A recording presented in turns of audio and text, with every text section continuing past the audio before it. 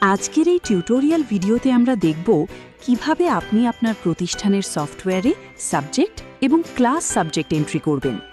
এই তথ্যগুলো মূলত অ্যাডমিট কার্ড, রুটিন, রেজাল্ট তৈরি করা এবং অন্যান্য প্রয়োজনীয় কাজে ব্যবহৃত হয়।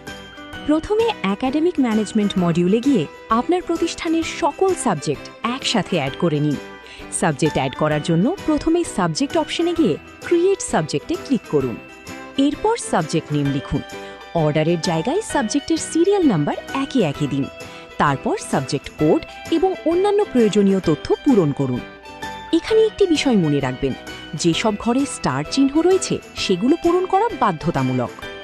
এখানে আরেকটি বিষয় জানিয়ে দিচ্ছি, আপনার যদি কোনো সাবজেক্ট এডিট বা ডিলিট করার প্রয়োজন হয় তাহলে সেই সাবজেক্টটি সিলেক্ট করে এডিট অথবা ডিলিট করতে পারবেন। এখন আমরা দেখব কিভাবে ক্লাস ওয়াইজ সাবজেক্ট সেট করবেন। এর জন্য প্রথমে ক্লাস সাবজেক্ট অপশনে যান এবং ক্রিয়েট সাবজেক্টে ক্লিক করুন। এরপর যে ক্লাসে সাবজেক্ট অ্যাড করতে চান সেই ক্লাস সিলেক্ট করুন। তারপর সাবজেক্ট টাইপ নির্বাচন করুন। এখানে সাবজেক্ট টাইপ নির্ধারণের সময় একটি বিষয় খেয়াল রাখবেন, যদি এটি রিলিজন সাবজেক্ট হয় তাহলে রিলিজন টাইপ হিসেবে হিন্দু, ইসলাম ইত্যাদি নির্বাচন করলে শিক্ষার্থীর রেজিস্ট্রেশনের সময় রিলিজন দেওয়া থাকলে সেটি স্বয়ংক্রিয়ভাবে ম্যাপিং হয়ে যাবে।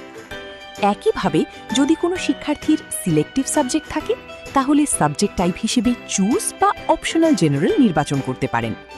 আবার ক্লাস 9-10 বা 11-12 এর ক্ষেত্রে যদি থার্ড সাবজেক্ট বা ফোর্থ সাবজেক্ট থাকে তাহলে সাবজেক্ট টাইপ হিসেবে স্টুডেন্ট চুজ নির্বাচন করতে হবে।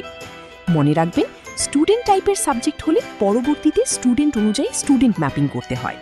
কিভাবে স্টুডেন্ট ম্যাপিং করবেন তা আমরা পরবর্তী ভিডিওতে দেখব। স্টুডেন্ট টাইপ নির্বাচন শেষ করার পর বাকি ঘরগুলো একইভাবে পূরণ করুন। এরপর সাবমিট করলে আপনার নির্ধারিত ক্লাস অনুযায়ী সাবজেক্ট অ্যাড হয়ে যাবে। ধন্যবাদ সবাইকে। পরবর্তী ভিডিওর জন্য আমাদের ইউটিউব চ্যানেলে চোখ রাখুন।